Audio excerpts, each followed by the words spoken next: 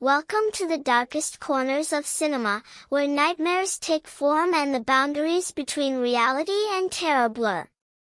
Tonight, we journey through tales of supernatural dread, psychological horror, and the monsters that lurk within humanity itself. Prepare yourself as we explore these chilling narratives that will haunt your thoughts long after the screen fades to black. Play dead. Tense strings and subtle heartbeat sound. Imagine finding yourself in complete darkness, your body wounded and bleeding on the cold basement floor of a morgue. This is the nightmare faced by Allison in Play Dead, a gripping horror thriller that tests the limits of human survival. Surrounded by the decaying remains of the dead, Allison must become one with them, perfectly still, barely breathing, as a deranged coroner stalks the shadowy corridors above. Each passing second brings new terrors as ritualistic chants and pounding drums echo through the facility. What twisted ceremony unfolds in the rooms above her? As malevolent forces draw ever closer, Allison's desperate game of deception becomes her only chance at survival. The evil that permeates this place feeds on fear itself, and discovery means certain death. Time is running out as she plots her escape from this temple of horrors where the line between the living and the dead has never been thinner. Thirst. Melancholic piano with subtle glass chimes. From acclaimed director Park Chan-wook comes Thirst, a South Korean masterpiece that reimagines vampire mythology through a lens of moral crisis and forbidden desire. Follow Sang-hyun, a devout Catholic priest whose selfless participation in a medical experiment transforms him into the very embodiment of carnal hunger, a vampire torn between spiritual devotion and primal bloodlust. As his carefully constructed world crumbles, Sang-hyun falls into a passionate, destructive affair with Tae-ju, his childhood friend's neglected wife. Their relationship spirals into a dance of manipulation and hunger, challenging every belief he once held sacred. With each drop of blood consumed, Sang-hyun's humanity slips further away, replaced by something darker and more primal. Thirst doesn't merely frighten, it disturbs, presenting viewers with a philosophical nightmare where salvation and damnation become indistinguishable, and where faith offers no shelter from the monsters we become when desire consumes us completely. Bloat. Water sounds mixed with discordant electronic tones. Water has long been a symbol of rebirth, but in Bloat, it becomes the conduit for ancient evil. This innovative screen-life horror follows a mother's terrifying discovery that the son she thought she knew has returned from the depths changed, possessed by something that traveled across oceans from Japanese folklore into American suburbia. After a near-drowning incident, the boy's behavior grows increasingly disturbing. His eyes reflect something ancient and malevolent. Interactive Segment 1, Questions. Thoughtful, suspenseful music fades in. Now, let's reflect on the first three films we've explored. In Play Dead, what survival strategy does Allison employ to escape her tormentor? Thirst explores the conflict between which two fundamental aspects of human experience? What natural element serves as the conduit for evil in Bloat, and what transformation occurs in the young boy? Brief pause. Take a moment to consider these questions as we continue our journey through the darkest corners of horror cinema. Color out of space. Ambient cosmic sounds with distorted nature elements. Some horrors cannot be comprehended by human senses. In Color Out of Space, Richard Stanley brings H.P. Lovecraft's cosmic nightmare to vivid, unsettling life. Set against the backdrop of rural isolation, this tale begins with a single event, a meteorite crash that introduces something utterly alien to our world. The Gardner family watches helplessly as an otherworldly presence begins to transform everything it touches. Plants grow in impossible configurations, animals mutate into grotesque parodies of themselves, and time itself seems to warp around their farmhouse. The color, indescribable by human language, seeps into the land, the water, and eventually, into the family's minds and bodies. Nicolas Cage delivers a haunting performance as Nathan Gardner, a father slowly losing his grip on reality as the alien presence corrupts not just his land, but his family's very essence. The horror of Color Out of Space lies in its inexorability, the slow, creeping realization that humanity is insignificant against cosmic forces that don't even recognize our existence as life. Shiver me timbers. 80s synth music with occasional slasher film stingers. Every generation has its nostalgic fears. Shiver Me Timbers embraces the neon-drenched horror aesthetic of the 1980s with knowing winks and blood-soaked smiles. It's 1986 in Northern California, and Olive Oyl and her brother Castor are about to experience a camping trip that will redefine terror. What begins as an evening watching meteor showers transforms into chaos when their friend Popey becomes ground zero for an extraterrestrial infection that turns him into an insatiable killer. Armed with nothing but their wits and whatever weapons they can improvise, this group of friends must survive until dawn against someone who was, just hours before, their closest companion. Director Paul Stephen Mann crafts a loving homage to the slasher films that defined a decade of horror, blending over-the-top gore with genuine laughs and surprising emotional depth. The film's soundtrack pulses with synthesizer beats that heighten every chase, every hidden moment, and every shocking revelation, creating an experience that's as much time machine as horror film. The Devil's Candy. Heavy metal guitar riffs fade into disturbing whispers. Art and madness have always shared a delicate boundary. In The Devil's Candy, that boundary dissolves completely for Jesse, a passionate metal-loving painter who moves his family into a house with a history darker than the canvases he creates. Soon after settling in, Jesse begins to hear voices, whispers that guide his brush to create increasingly disturbing images. Each painting becomes more violent, more prophetic, and more disconnected from his conscious mind. As Jesse's art takes a sinister turn, Ray Smiley, the house's former occupant, returns, driven by the same voices that now haunt Jesse. Director Sean Byrne merges family drama with supernatural possession, creating a symphony of dread backed by a pulsing heavy metal soundtrack. The true horror of The Devil's Candy lies in its exploration of artistic obsession. How the drive to create can become a gateway for darker forces, and how easily the things we love most can be corrupted and turned against us. Interactive Segment 2. Questions. Pensive, eerie tones. Let's pause to consider the films we've just explored. In Color Out of Space, what fundamental fear does the alien presence represent beyond its physical manifestations?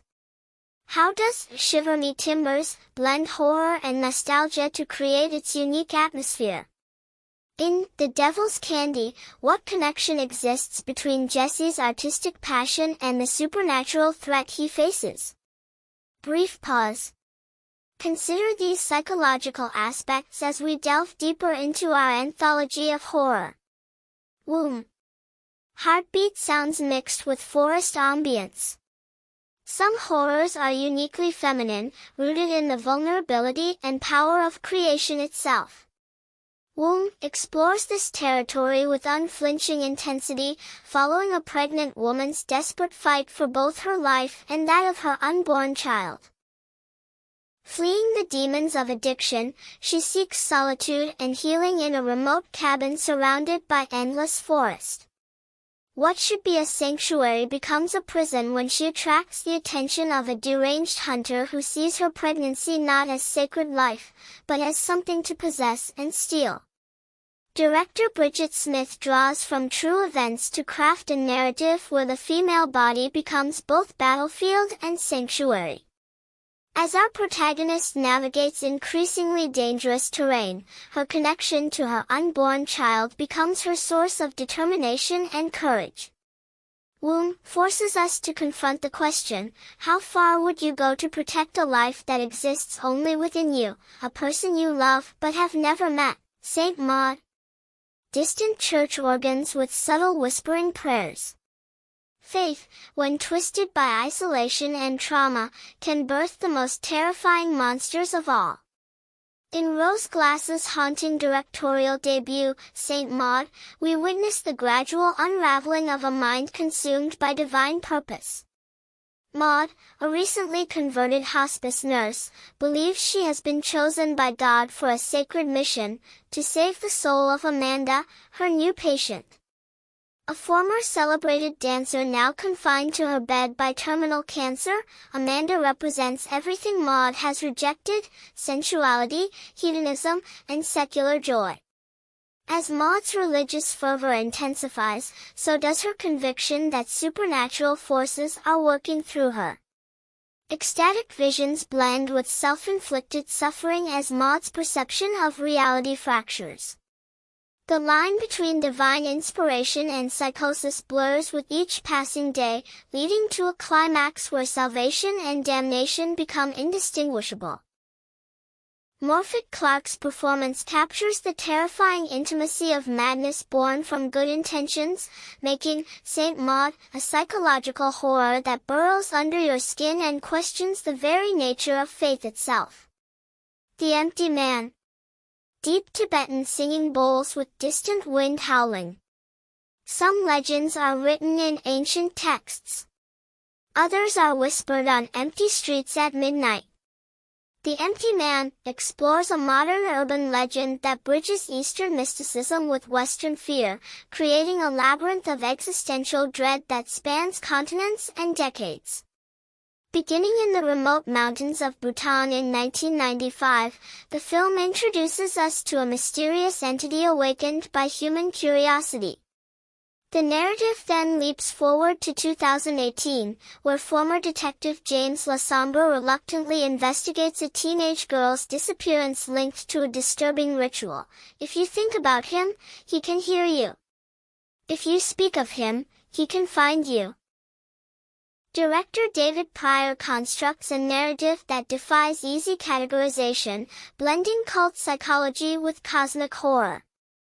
As James delves deeper into the mythology of the Empty Man, he discovers unsettling truths about perception, reality, and the thin membrane that separates individual consciousness from something vast and incomprehensible.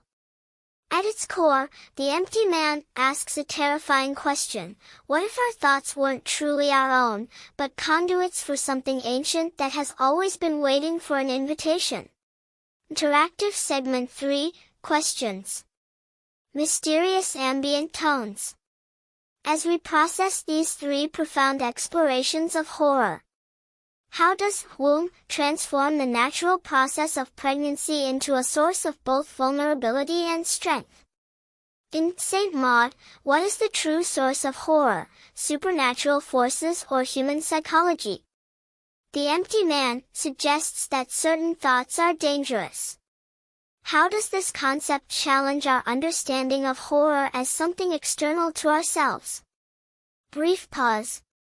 These questions invite us to consider how horror often reflects our deepest human experiences and fears. The Lighthouse. Foghorn sounds and crashing waves. Isolation breeds madness. In Robert Eggers' hypnotic nightmare, The Lighthouse, two men confined to a remote island lighthouse in the 1890s become prisoners not just of their environment, but of their deteriorating minds. Shot in stark black and white with an almost claustrophobic aspect ratio, the film chronicles the psychological warfare between Thomas Wake, an experienced Wickie with superstitious devotion to the lighthouse, and Ephraim Winslow, his new assistant harboring secrets of his own. As violent storms extend their stay beyond the planned 4 weeks, time loses meaning. Reality blends with hallucination, mermaids appear in the surf, seagulls seem to carry human souls, and the lighthouse beam itself becomes an object of mystical obsession and forbidden desire.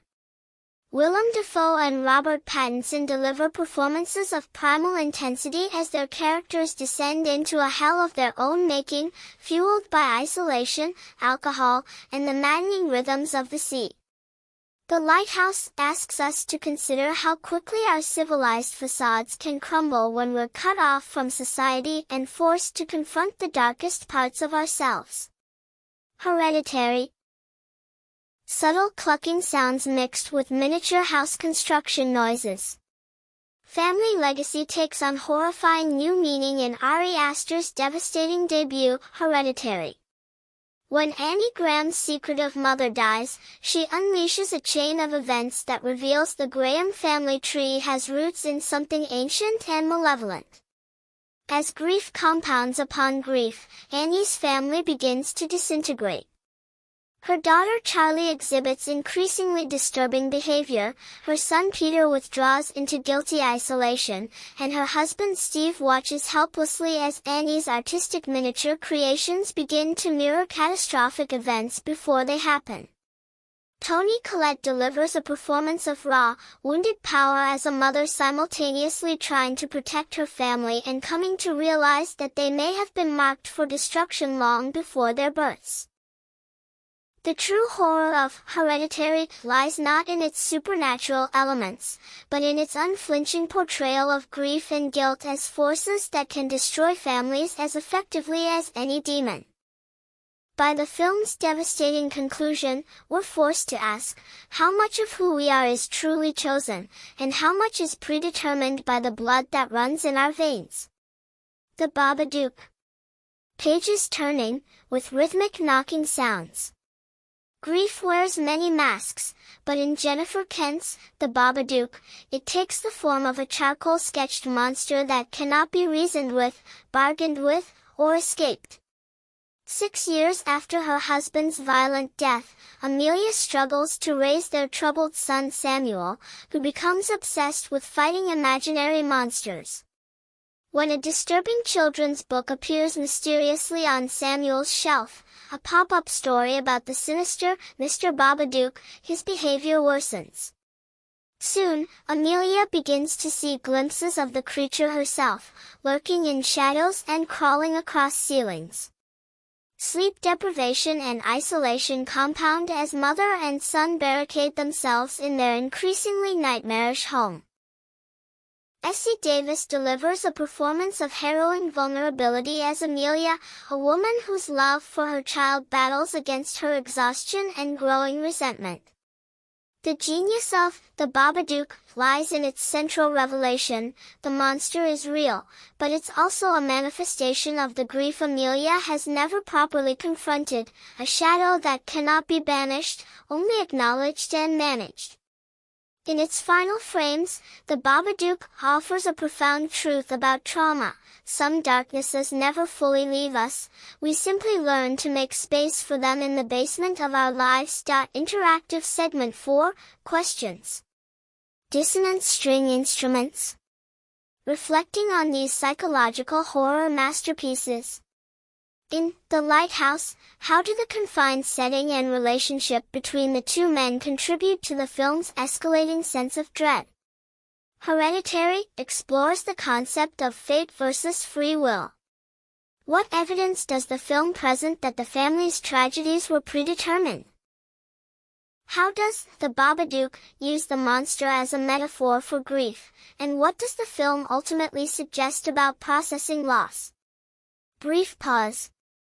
These questions highlight how psychological horror often explores the human condition through supernatural metaphors. It follows. Retro electronic score with distant footsteps.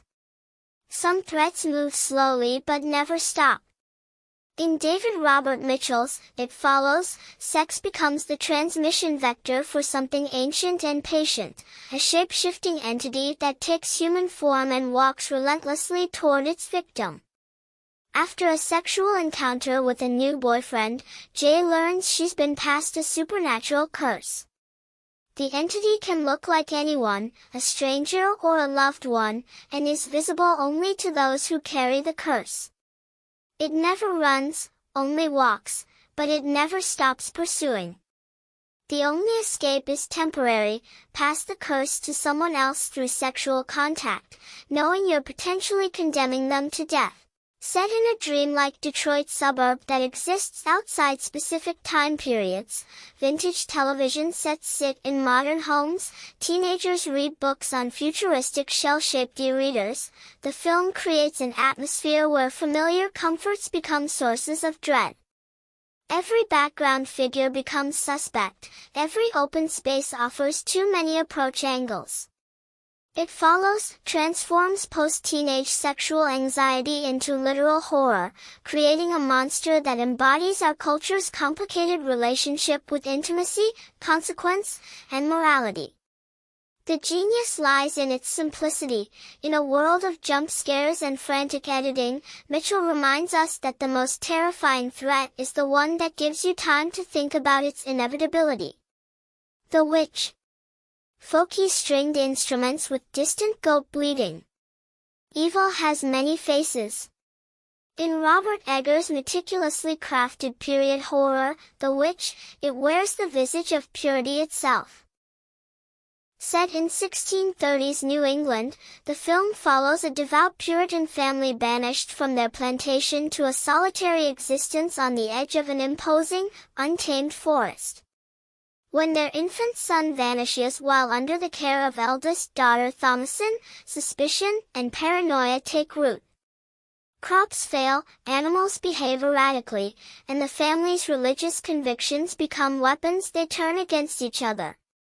As misfortunes multiply, young twins Mercy and Jonas whisper accusations of witchcraft against their sister. Anya Taylor-Joy delivers a breakthrough performance as Thomasin, a young woman caught between childhood obedience and emerging independence in a world that demands female submission. The film's Old English dialogue, historically accurate costumes, and natural lighting create an immersive experience of a time when the supernatural wasn't fiction but an accepted reality. The Witch asks disturbing questions about faith, family, and feminine power. In its haunting final scenes, we're left to wonder whether true evil resided in the forest at all, or if it was cultivated in the soil of religious extremism and patriarchal control. Get Out. Jazz elements slowly distorting with hypnotic undertones. Sometimes the most terrifying monsters wear smiles and speak words of acceptance. In Jordan Peele's revolutionary Get Out, photographer Chris Washington reluctantly agrees to meet his girlfriend Rose's family at their secluded estate. As an African-American man entering an overwhelmingly white space, Chris braces for the awkward microaggressions of liberal white parents trying too hard to prove they're not racist. What he encounters instead is something far more sinister. Behind the Armitage family's progressive facade lies a horrifying conspiracy targeting black bodies not for destruction, but for appropriation. When Chris discovers photographs of Rose with previous black partners who have mysteriously disappeared, he realizes he's not a guest, but prey. Daniel Kaluuya's expressive performance captures the escalating dread of a man who realizes too late that his instincts were correct. He is in danger, not despite others' overeager acceptance, but because of it. The Sunken Place, a void where Chris's consciousness is imprisoned while another entity controls his body, becomes a powerful metaphor for cultural appropriation and the silencing of black voices. Get Out revolutionized horror by demonstrating that social commentary and genuine scares aren't mutually exclusive. Its genius lies in forcing privileged audiences to experience, if only for 2 hours, the paranoia that comes from being seen as a body first and a person second. Interactive Segment 5, Questions. Mysterious, contemplative tones. As our journey through horror cinema concludes, consider these final questions. How does It Follows use its supernatural premise to explore real-world anxieties about intimacy and mortality? In The Witch, what parallels exist between the family's religious extremism and their eventual fate? Get Out uses the horror genre to explore racial dynamics in America. How does the film's central concept of the sunken place serve as both literal plot device and powerful metaphor? Brief pause. These films remind us that the most effective horror reflects our deepest societal fears and personal vulnerabilities. Conclusion. Original ominous music returns. The films we've explored tonight represent just a fraction of horror cinema's rich landscape. From supernatural threats to psychological breakdowns, from cosmic dread to societal terror, these stories confront us with the darkest aspects of existence. Yet within this darkness, we find catharsis. Horror allows us to face our fears from a safe distance, to process anxieties through metaphor, and to emerge from the experience with greater understanding of our collective and individual shadows. As you leave these stories behind, remember that the true power of horror lies not in momentary scares, but in the questions that linger long after the credits roll, questions about humanity, mortality, and the unknown territories that exist both beyond our world and within ourselves. Until our paths cross again in the shadows, remember, the most terrifying monsters are often those we create, nurture, and eventually become. Music fades to silence.